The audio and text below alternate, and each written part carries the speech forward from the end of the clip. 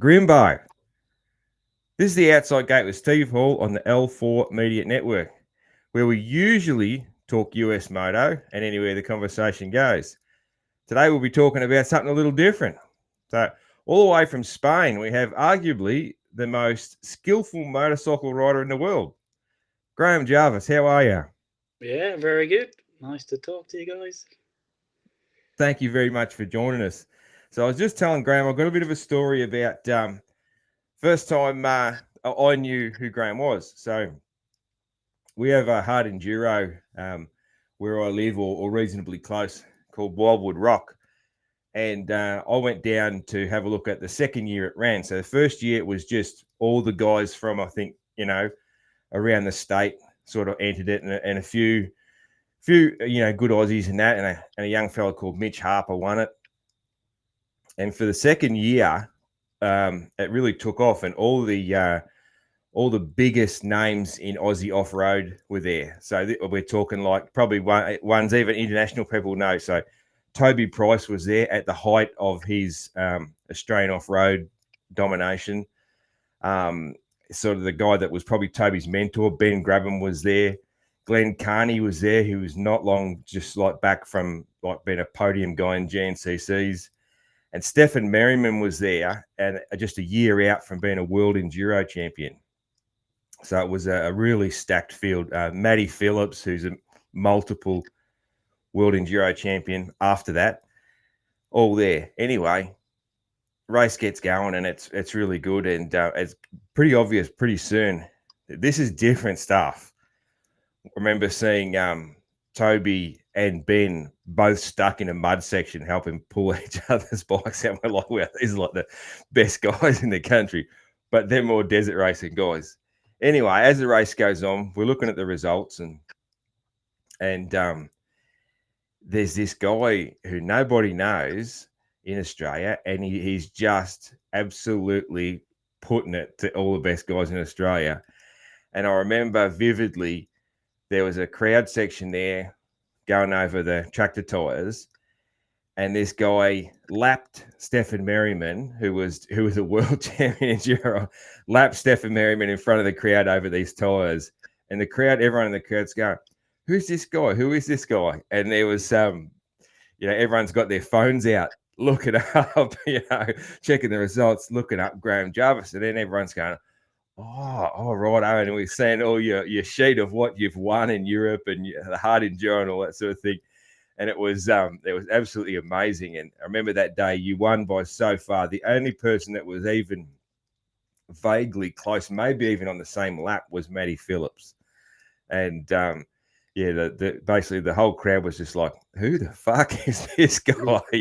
So, and that was a real introduction of hard enduro to Australia. I think that day everybody just sort of thought, "Shit, this is different." I can remember Glenn Kearney, who was just come from the GNCCs. I remember him laying down, struggling to pick his bike up in this like rock section, and I was just like, "Geez, he looks like me on the weekend," and this guy is a professional, So that was amazing. And after that, we all knew who you were, and I reckon everyone in that crowd probably started watching Erzberg and watching all the hard enduro stuff right from then on. And then I think you came back the next year and won it again. So yeah, that was really cool. I don't know if you remember that at all, but yeah, that was my introduction to hard enduro and to being a fan of you.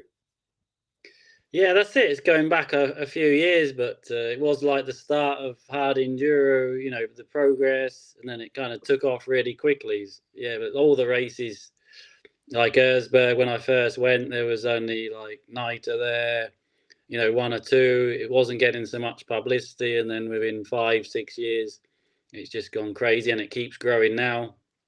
So yeah, it's good. Obviously, more races around the world as well. Lots of different countries.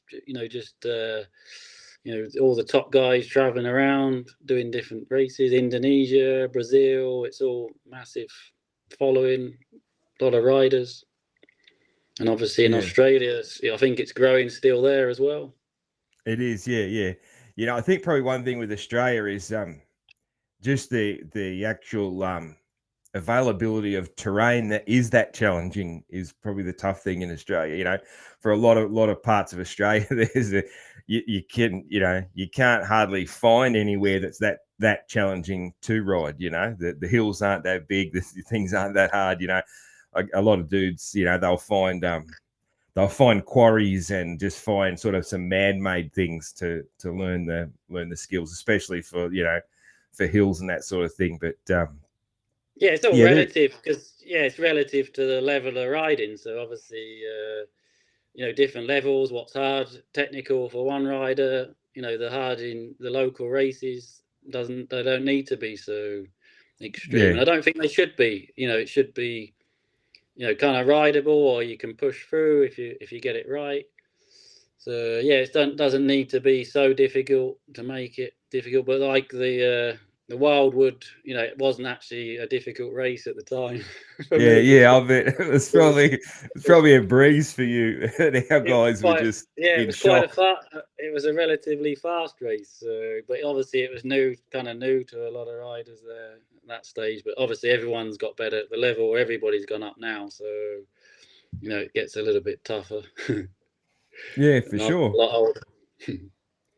All right, Graham. I'd love to know a little bit about your how it all started for you. So, question I always ask is, when did the bug bite for motorcycles? When were you like, wow, I love these things. This is what I want to do. Like, how old? And Yeah, I was 10 years old.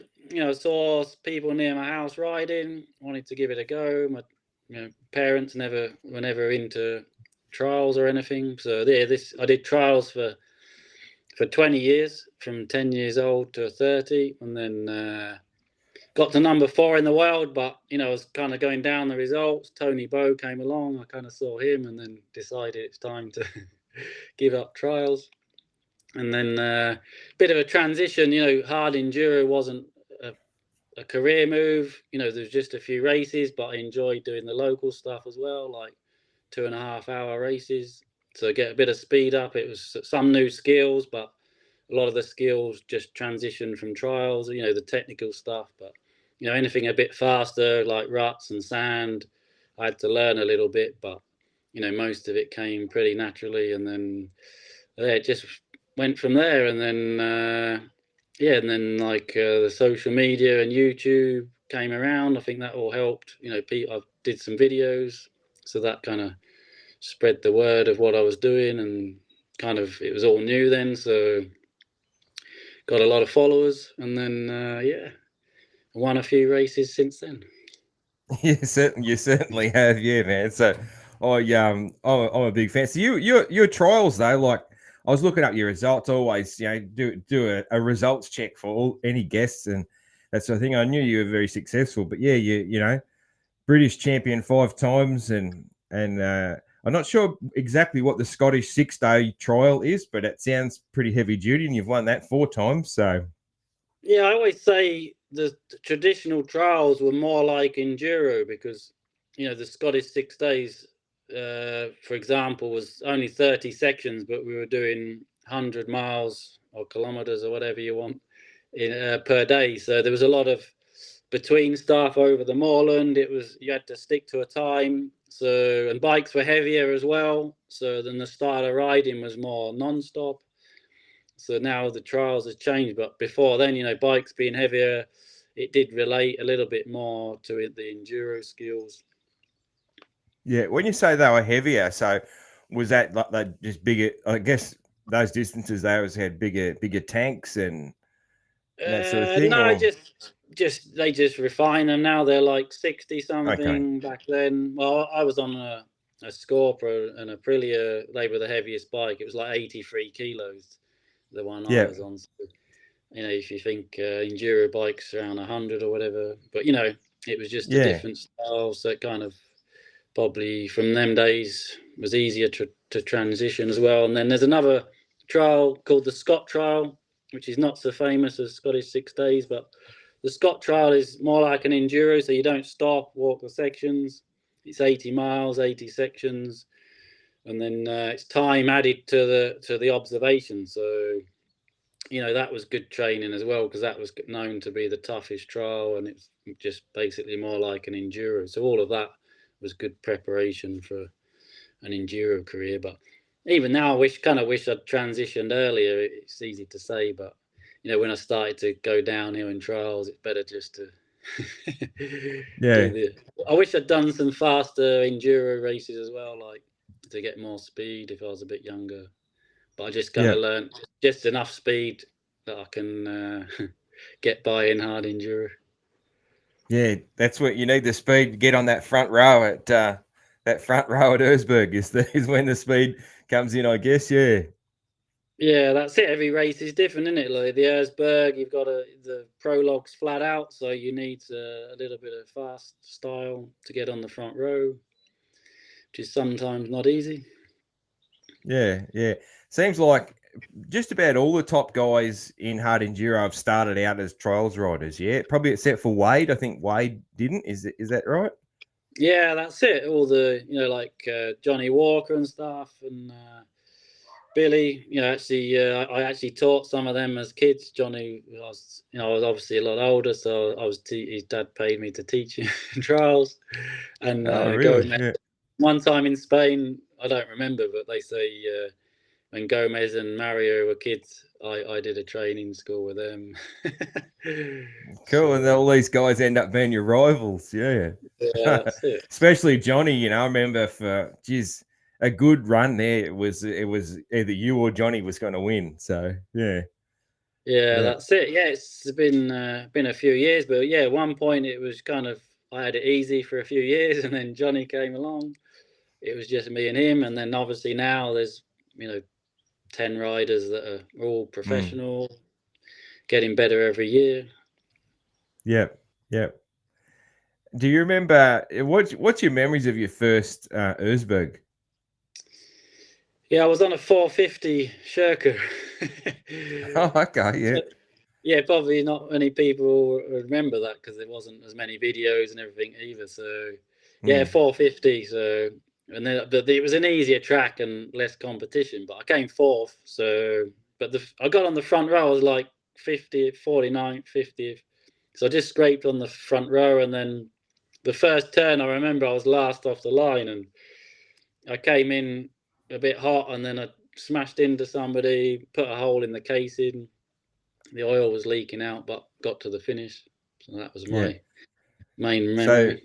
would that have been like who won that year? Would that have been like when Nida was winning or Taddy Yeah, probably? yeah. Niter won that year. That was the year before Taddy came along. So Niter was winning it easy, and then the year after I actually missed because I was still doing trials. It clashed with a British Trials Championship, and I was winning that. So I missed it, and that was the year Taddy came along. He got the factory ride, and then yeah, could have been me, but I had to persevere. I had to Yeah. persevere for a bit longer. Yeah. Cool. So, your first like factory ride was, I guess, was KDM Group, but on the Huzzaberg. You're on the Huzzaberg for a start, weren't you? Yeah, that's it. I did persevered with Sherco for obviously won some races as well, but there wasn't factory rides anyway. And then an Italian team based around Golden Tire took me on, so that was the first kind of professional team.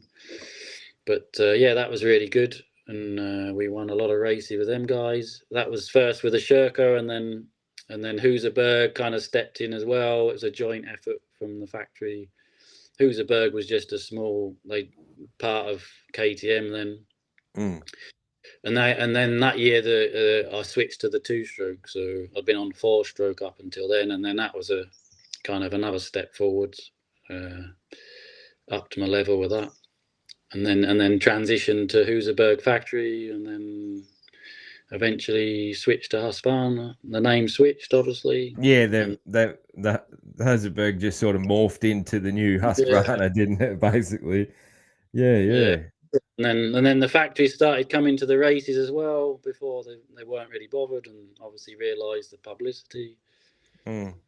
Yeah, it's just, even now there's not so many factories really supporting it, but Yeah, there's not yeah. there's I not think many they're missing manufacturers. out. I think they're really missing. I know just from the the sales of like 300 two-strokes basically is massive worldwide, and the sport just is growing and growing, and there's only a handful of manufacturers into it. I think some of these Japanese manufacturers are really missing out by not getting around that. But yeah, they're pretty stubborn though, I think, and pretty set in their ways. It's just got to be motocross, got to be four-stroke, that sort of thing. But yeah, it like you go to I race off-road events every now and again, once a year or something, and I just race them on a motocross bike. But the last one I went to, it was like, wow, like there's the 300 two-strokes just everywhere, and very there's been a transition. It's the bike to have, so probably the sports affected the bike sales, but it's good for. It's probably sell a lot of spare parts as well. Yeah, well, that's right. That's one thing about hard enduro, man, is it's hard on the bike. That's it. They're going to sell a lot more. Yeah, you sell a hard enduro bike to a guy, he's going to be back for a lot more spare parts than a motocross guy is. That's for sure. Yeah. It's always breaking things. Yeah.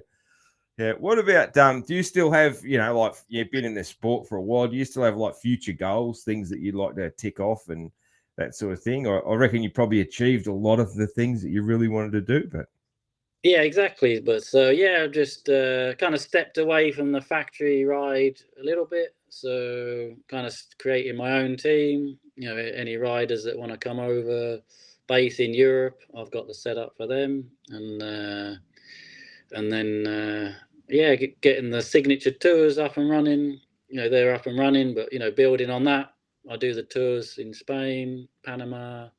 So that's kind of like a franchise system, which has never kind of been created before. There's lots of tours around the world, but putting my name to different countries, the best places to ride in the world, which becomes, I think it's cool for me to do anyway. But basically giving people the chance to ride different places in the world, knowing they're going to get a good tour with good bikes and options to do the hard stuff if they want, but easy as well. Yeah. So you on those tours, you sort of provide bikes and provide tour leaders and all that sort of thing. Is that sort of how it works? So someone could fly in, pay for a package, and jump on the bike and head off. Sort of, that's all inclusive. Yeah, exactly. Sort of, they can travel right around the world, knowing they're going to get a good bike and good guides, and some decent soft mousses and stuff, so they can try some gnarly stuff or just complete variation, but just tours for everybody. Give them the opportunity to do what I've been doing: travel the world, ride bikes.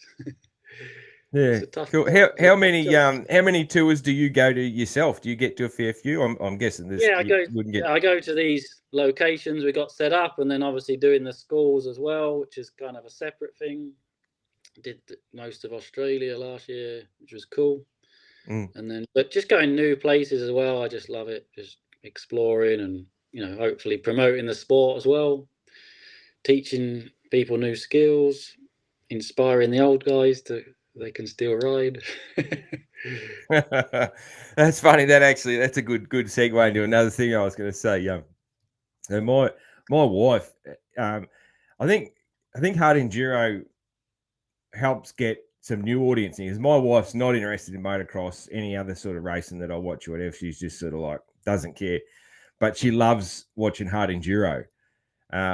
It's just like because she's just I suppose she's seen so many bikes fly through the air. She's just like, oh yeah, whatever.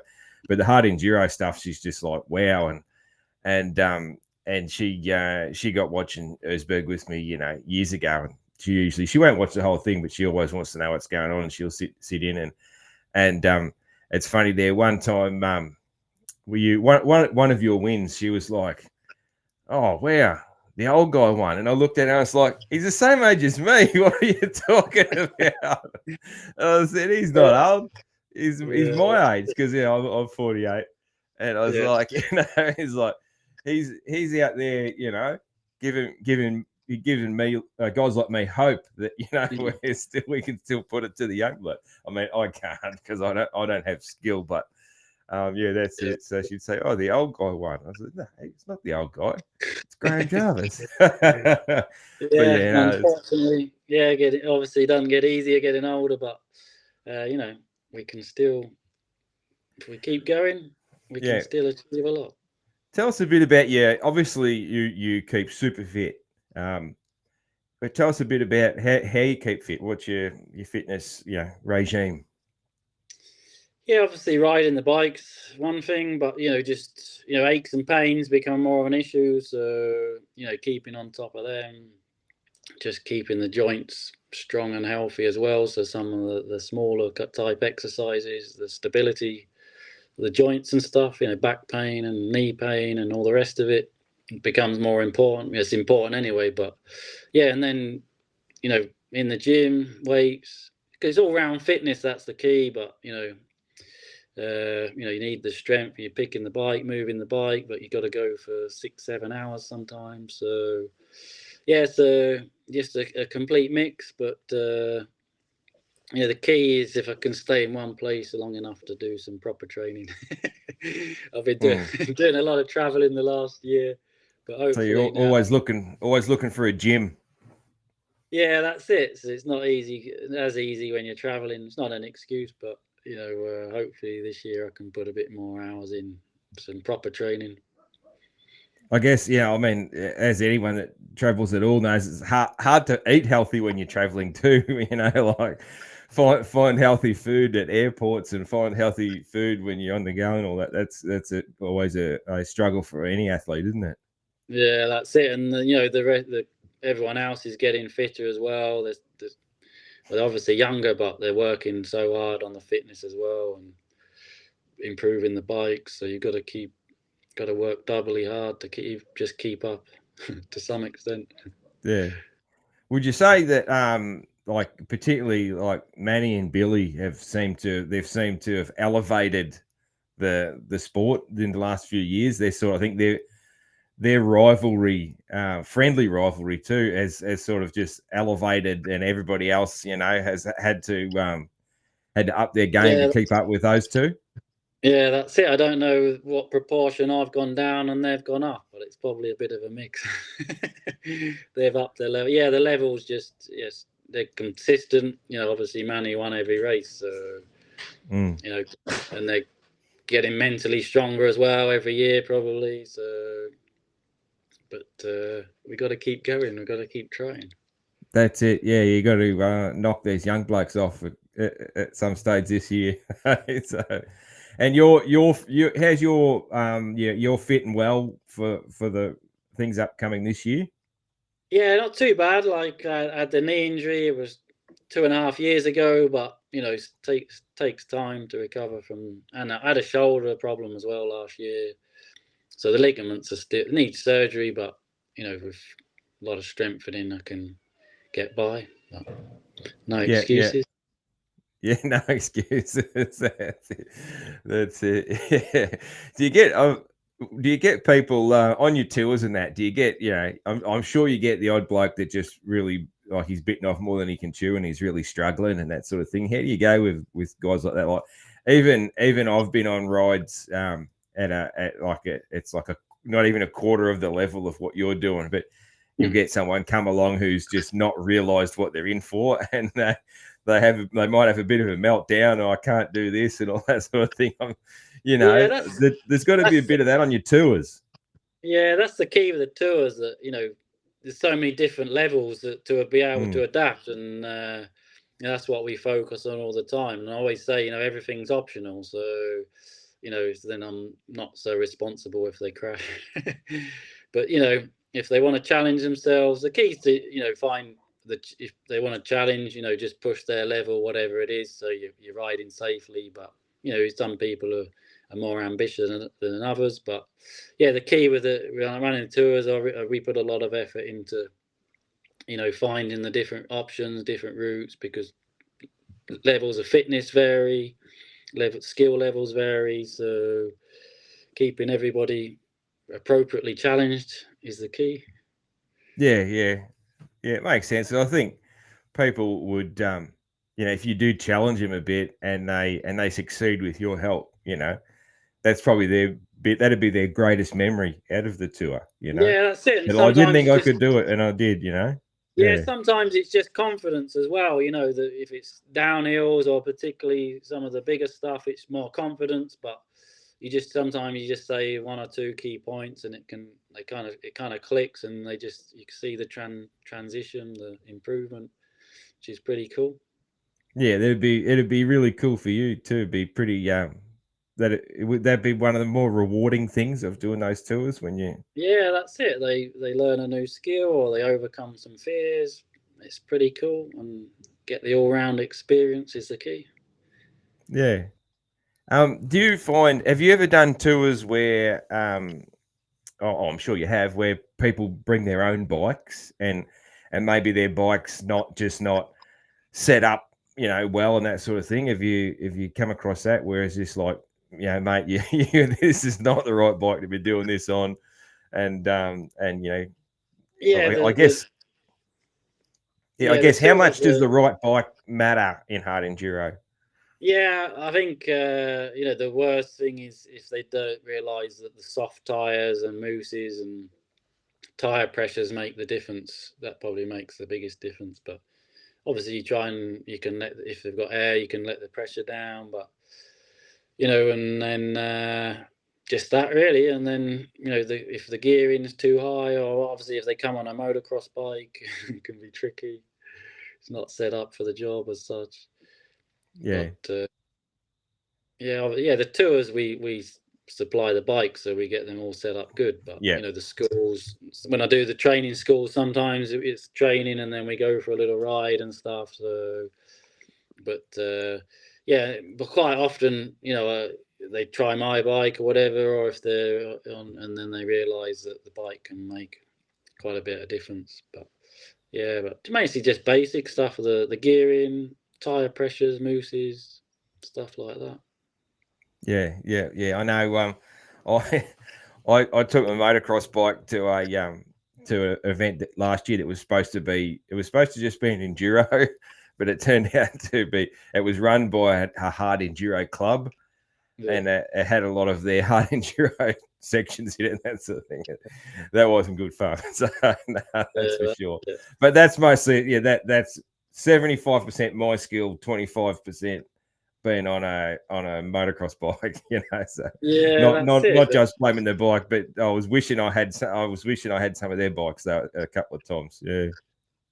Yeah, that's it. But I think like people coming in, if they just understand the basic skills of the clutch and the gas and pressure in the tire, they just enjoy the sport a whole lot more.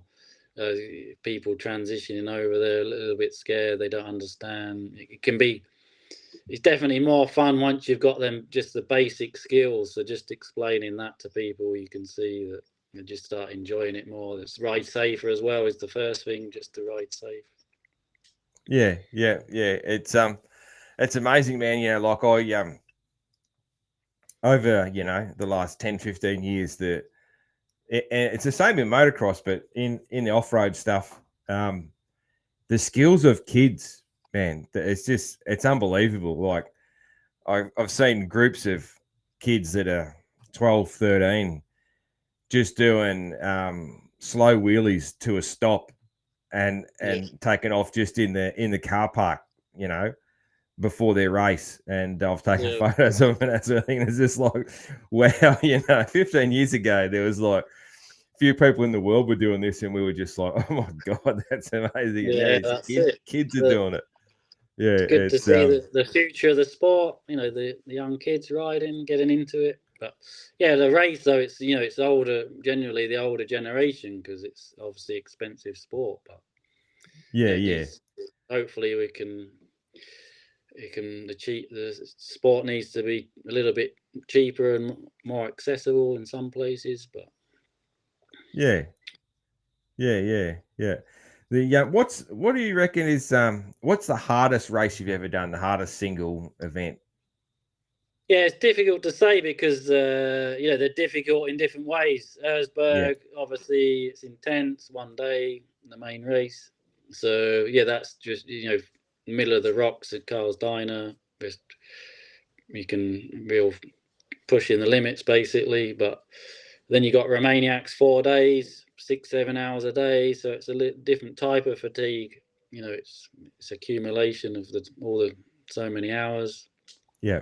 It's more of a mental thing. So, but yeah, I think it's more if you go in and if I'm not prepared, physically, that's when it becomes the toughest race. And one time I dehydrated as well, and then it's hard to just do anything. Yeah. Did you have Roof of like a problem with like your pack, your hydration pack or something, or you just?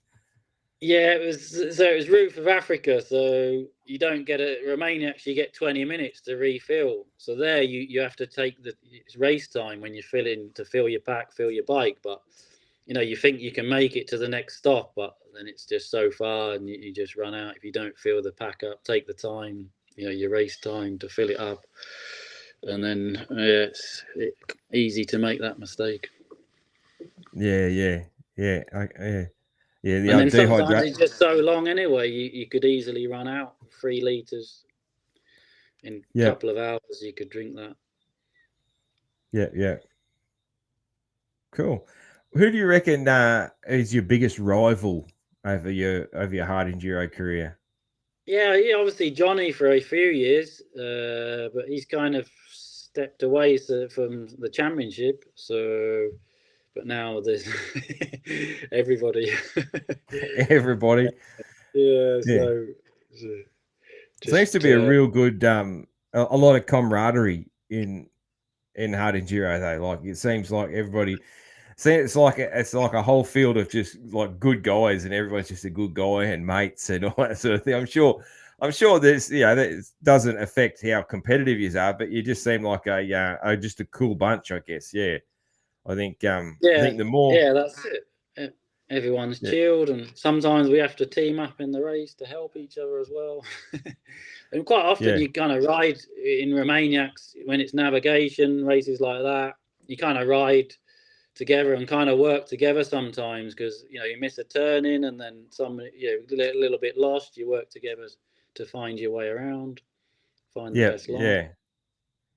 Yeah, we've seen that, a lot of times at Erzberg, people, helping each other out and that sort of thing. Yeah, that's it. It's a cool part of the sport, I think. Yeah, and there's Yeah, obviously the famous one where four of you helped each other get up the yeah, hill to win it in a 4-way tie. That was and geez, I mean that was Manny's dad. So yeah, like that that's amazing, isn't it? He's a real second generation. He would grow up following dad doing it, so it's no wonder that Manny's on top of his game. Yeah, that's for sure. Yeah. yeah. The oh, I got to know. Did you get a new shed? Have you got a new shed after you've Yeah, had you? never got a new shed. Oh, really? Jeez, that's rough. Yeah, I was That's rough. expecting some sponsorship to come in for a new shed, but it never happened. Jeez. Yeah, that's that it. You're married, Graham? Yeah, that's it. It was my partner's house, and yeah, we got Yeah. which she was all cool about it. It was all for a Yeah. good cause, all in the In the spirit of name of the entertainment. fun. Yeah, yeah. Well, Keeping that's right. When there wasn't much racing to watch during lockdown, because as you know, Australia was locked down real hard, like England, and it yeah, was funny watching that. Yeah, it kept me occupied. pavers to fix, a few pavers to fix, and that as well. So Yeah, it kept me occupied, gave me something to get up for, something to do. yeah, Some things took a while to kind of prep it and build it, but it just yeah, started with just like just bouncing the front wheel like one video, and then people liked it, so it just kind of spiraled from there. Every day I had to think of something different, but yeah. yeah, it was good fun. It got me a What's lot more your followers. Yeah, that's right. Yeah, I know. I had some mates who probably had never watched Hard Enduro that were sharing you shed videos and that sort of thing. Yeah, I was like, yeah. And I was like, yeah, I know, that's Graham Jarvis. Like, yeah, no, Graham Jarvis is, So, but no, that's cool. What's your so for someone that's listening or watching this, what's just maybe just three simple tips to get better as an off-road rider?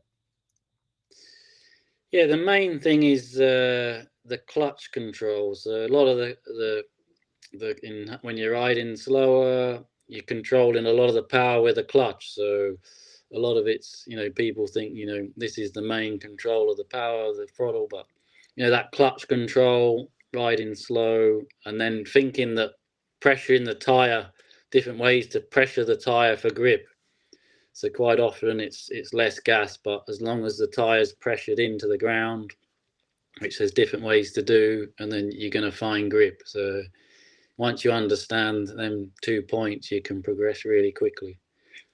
Okay, yeah. The tire one's interesting for sure. Yeah, like I definitely expected you to talk about the clutch, but yeah, the tire one. So does that come back to just like where you're putting your weight on the bike and that sort of Yeah, thing? exactly. So there's, when you're sometimes when you're stuck, when people can spend a lot of energy when they get stuck, but if you've got one foot on the footrest and you're pushing on that footrest, and you lean back, it pushes the tire in for grip. So Yeah. it's and then you're controlling. People think going uphill you've got to get your weight forwards, but sometimes you can get your weight back and you control the front with the clutch. Oh yeah. Yep. Yeah. It, Yeah. That makes good sense. Yeah. Cool. Slow wheelies, man. So I'm hopeless, man. I've been trying to do slow wheelies since I reckon since I was a kid. Since I reckon I saw Doug DeMocos videos. I've been trying to do slow yeah, wheelies, right? So I still can't do it. A couple of years ago, I decided I'd given up and I was never going to be able to do it because I was out practicing doing it and I ended up somehow crashing and taking a freshly sharpened foot peg to the stomach. And I was just like, no, that's it. I'm done with slow wheelies. What's your best tips on slow wheelies, man? For because if you gave me a tip and I was able to do even a slow wheelie for even like 15 feet, that would be one of your biggest achievements because I'm that hopeless. Like, yeah. You need to come on a Jarvis school for that. Sorry, we can't give this information for free. No, that's fair enough. No, That's fair the enough. key. No, the key again is the clutch, and then just thinking that again, it's not the gas that's gonna a little bit of gas, but can't rely on power in it unless you want to go your fast wheelie. But the key is to first you've got to pressure down with the forks and catch the rebound coming back up, and then that's with the legs. So you can do that with the brakes as well. So if you brake, obviously it pressures down, and then you transition to clutch. And if you just get that timing, the front can come up so easily. So there's ways you can learn that. I demonstrate with bouncing the front with the Yeah, engine off, and then get people just to get the pressure down with the brakes and flex the legs at the same time is the first step. And then when you've got that timing, pressuring down, transition to clutch, and then you go for the wheelie and use a bit of a slope to practice because it's a little bit easier to control easier it. uphill. Yeah, yeah, Yeah. yeah. And then build the confidence from there. Yeah, yeah. I might have to get back to practicing. I end up falling off the back most of the time. That's usually my problem. It's Well, like, that's it. You cover that's the rear brake. The rear brake can save you when it goes too far. But that's just yeah, being yeah, too aggressive. If you're too aggressive, yeah, clutching out too much, you don't need to clutch out. You can get into trouble. yeah. That's it. Maybe the dream's still alive. I might have to try again. Yeah. Hey, it always interests me when some of the guys. I'm trying to think. I think is it Paul who's done some hard enduro on 700 on the Tenere Yeah. 700, and is it Kevin on the old Honda XL? Yeah, that's it. Yeah. Yeah, yeah. So like, that's amazing, man. Like, that's got to be so tough. Like, how how do you reckon you'd go if you jumped on one of those bikes? Like, Yeah, that's it. I mean, I can't say it's much fun with that much weight, but it's a good achievement to get to the finish of the bronze. He finished, didn't he? But yeah, yeah, I don't know. I think obviously made the bike a little bit lighter than standard, but yeah. yeah, maybe one day I'll give it a go. That'd certainly get you. That'll get you a lot of followers, I reckon. Because I know the videos of, especially the videos of Kevin Gallis, isn't it? Kevin Gallis, who was Yeah, on the that's on it. the old Yeah. XL185. Like, and he's got some better forks on it and some better shocks on it, that sort of thing. But it's not that much else, And the things he especially the things he's going up, because like I've had one of those bikes before, and yeah, there's not a lot of power there, so that really shows the skills, man. Yeah, like the it'd be funny to see. Be funny to see Yeah, you that's it. jump Yeah, I should on something like that. do some more videos on random bikes. Could be cool. Yeah, absolutely, man. Yeah. I towards the end of the show, man, I ask a few sort of just other sort of just random questions just to get to know a little bit about you. What other interests do you have? So is it all just enduro, or do you have other interests that things that you're into? Yeah, not too much time, but yeah, I got a little buggy here in Spain. I drive that. So something I'd like to get into. Well, I enjoy it, just for fun. And then, but yeah, yeah. Other than that, not a lot. Go What to the sort of beach. We're close to the yeah. beach. Oh yeah. What sort of buggy is it? It's called a Rage buggy. It's like 1,000 cc Honda Fireblade engine. So it's got the gears, the shifter on Yeah, near the steering wheel, and then yeah, it's pretty far. Rear wheel drive, so it's sliding around all over the place. But yeah, yeah, I've had a couple of crashes. Yeah, I've got a house here. That's where we base the tours, and I've got some land around the house, so pretty lucky. And weather's good all year round, so it's pretty cool. yeah, Lucky yeah, boy. yeah. Got out of rainy England, huh? Yeah, that's it. And the riding's a lot better here, and you don't have to wash the bike so often. Yeah, it's just becoming more restricted in England, but it's pretty good in Spain still. A lot of Yeah, trails, joins straight to the trails from a house, so a lot easier to get motivated to ride. yeah, New stuff, finding new stuff, exploring all the time. yeah. Do you have kids or pets or anything else? Yeah, I got two kids, so they're 19 now, so grown ups. And Yeah. then yeah, we got dogs here. We got stray dogs in here in Spain. They come, kind of just turn up sometimes. Okay, yeah, that's all We right. take them in. Yeah, yeah. And do your kids ride? Yeah, my daughter started to ride a little bit, and my son's into football, so not too much. Yeah. Okay, cool. And what skills don't you have that you'd love to have? Yeah, I wish my motocross skills were a bit better, doing jumps and stuff. But Yeah. I don't really practice. Kind of get scared. It's funny. And It's it kind funny. of It's all what people are used to, isn't it? Like yeah, that's it. I do what I need to do on the jumps. yeah, yeah, yeah, yeah. I'm sure you'd be very good at that if you spend a short amount of time at it as well. Yeah. That Yeah.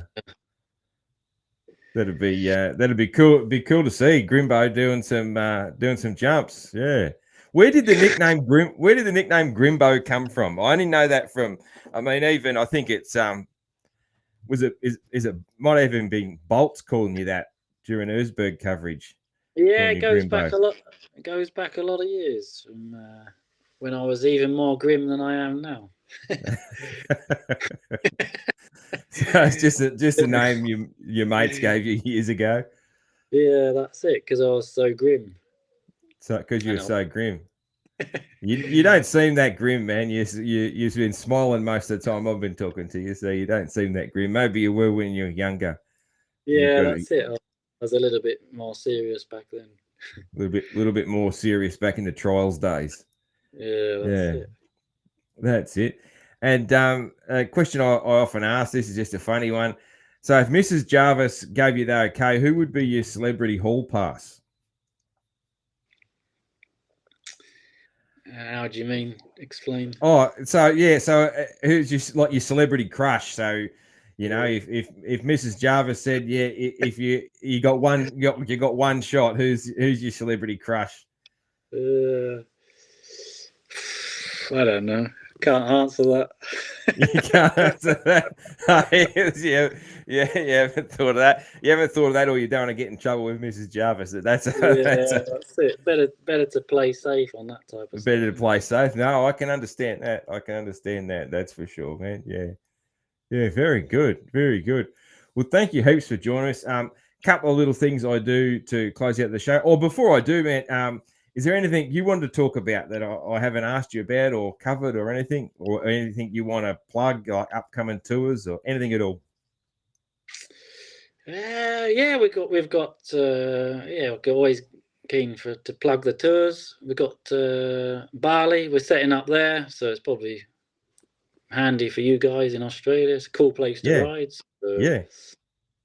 and then we can want to set them up in Australia as well. You know, get people there from other countries. It's a cool Whereabouts in place. Australia would you set up? I don't know. I've obviously travelled right around, but you've just got good riding everywhere, haven't you? And some Yeah, cool well, it's longer sort of rides. um, there's good riding all. So basically, Australia has like a mountain range that runs right down the east coast, and that's all good. But then, yeah, sort of once you get west of there, then it's just desert for days. So Yeah, that's there's good spots, but yeah, a lot of the country there's nothing but desert. But yeah, where there's good spots, there is pretty good spots. Yeah, like the New South Wales high country, the Victorian high country, where I've done most of my trail riding and that sort of thing. Yeah, there's some good spots. Yeah. that's it. I start with gonna start doing adventure bike tours as well, the bigger bikes, and Okay. we Yeah. were up in Darwin, but it didn't really work there as such. So, but Australia's a big place. You've got a lot of stuff Yeah. to see, and it's I always a guess. mix of seeing the country as well. Whatever cool trail, doesn't have to be hard enduro. If it's a Yeah. cool experience, I'm in. Yeah. Well, there's definitely plenty of that here. Yeah, yeah. There's definitely plenty of just cool things to see, and like, I like the desert areas. Just to me, they got their own sort of beauty. Mm. When you sort of sit back and look, like sometimes you just think, oh, this is pretty boring here, but then you sit back and look and you think it is actually pretty cool. But yeah, but I still Yeah, love traveling south to the mountains, and like I yeah, only get to ride up or downhill a couple of times a year. So I'm always real keen when I actually get somewhere where there's uphills and downhills. It's that's yeah. But always a good anything in time. Europe, if you ever want to come, or anybody wants to come Europe, we do the race support as well. So we do. I'm in Spain with the tours, but we take the bikes to the Romaniacs and Erzberg if people want to try that.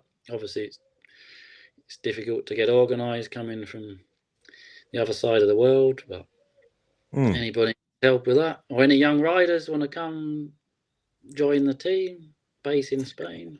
Yeah, and what do they do? They just hit you up on the website, or Yeah, contact us on the website or on the social media or whatever, and then it can be for a few months if they want to base here or just do the races. It can be a mix. We can adapt. mm. That's a good opportunity for young people to be able to go and learn from one of the greatest. Huh? Yeah, I know you've got some young talented riders out there. Everybody's getting better, so be nice to see some Australians making it to the top. Yeah, I think we've had some super talent come through Australia in off road, but they've all tended to lead towards desert, Dakar sort of stuff and desert stuff, and I know I always thought that Daniel Sanders, his skills could have led him towards getting into hard enduro. You know, he's very, very good at that sort of stuff. But he's now riding Dakar rally bikes and all that sort of thing. He's the sort of guy that can do put his hand to sort of anything. But yeah, I guess sometimes for these young blokes, sometimes it's where the money is too. Like really good money in rally racing if they're good at it. I guess probably or maybe compared to the hard enduro. I don't know, but that's like you said, as this hard enduro is just going to keep on growing, isn't it? Keep on growing with like I said, with these kids doing slow wheelies in the car park. It's just like that's it. Yeah. It's going to keep growing. What about for kids? Like, would you suggest for kids to do a bit of trials riding and that sort of thing when they're young? Yeah, definitely. To get to when you're getting started in the sport, it's just safer. You learn all the clutch and the gas and all the rest of it. So it's just safer way to start, I think, for kids, and then you can mix it up, do both if you can afford both bikes.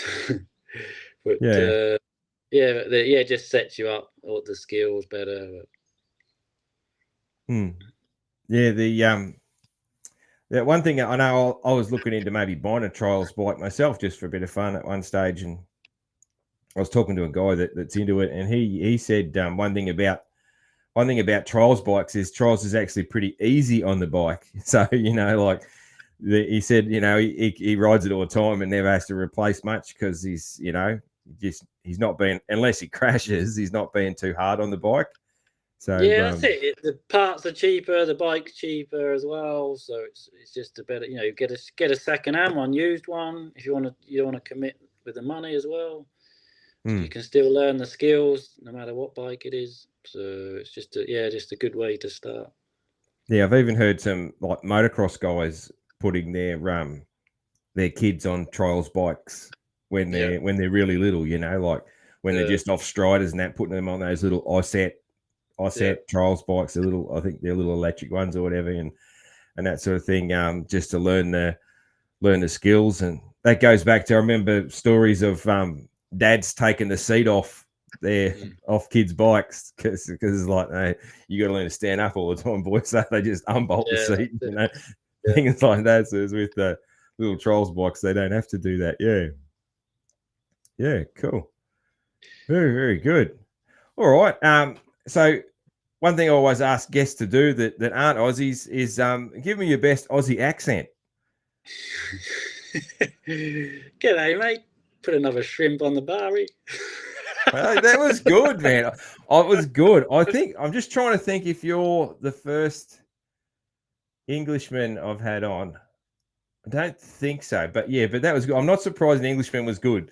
It's funny when the American guys come on. Probably most of my guests are Americans, and they always actually sound a bit English usually when they try and sound Australian. But you were good, yeah. Sometimes the Americans think I'm Australian. They can't tell the difference. Yeah, true. Yeah. I know. I've had one of my American mates. He reckoned that English, Australians, New Zealanders, and South Africans all sounded the same. I was like, it's like so different. But all very different to American accent too. So yeah, that's a funny one, man. All right, thank you very much for coming on. I sing a bit of Kenny Rogers for the outtake, man, and I always say to people, most people aren't into it, but if anybody wants to join in, they're always welcome to join in when I do the Kenny Rogers outtake. So I'll just rip into a bit of that. So I handed him my bottle, and he drank down my last swallow. Then he bummed a cigarette and asked me for a light, and the night got deathly quiet, and his face lost all expression. Said, if you're going to play the game, boy, you got to learn to play it right. You got to know when to hold 'em, know when to fold 'em, know when to walk away, know when to run. You never count your money. When you're sitting at the table, there'll be time enough for counting when the dealing's done. Thank you very much, Grimbo. Thanks for coming on the show. And Right I hope to meet you in person one day and cheer you on at an event. Erzberg is definitely one that's on my bucket list to go and watch and check out the beer hall and all those sort of things. It looks like a real good time. So Yeah, get over. We'll see you no there. worries. Thanks, mate. Cheers. Thank you very much. Cheers. Take it easy. No, cheers. Bye.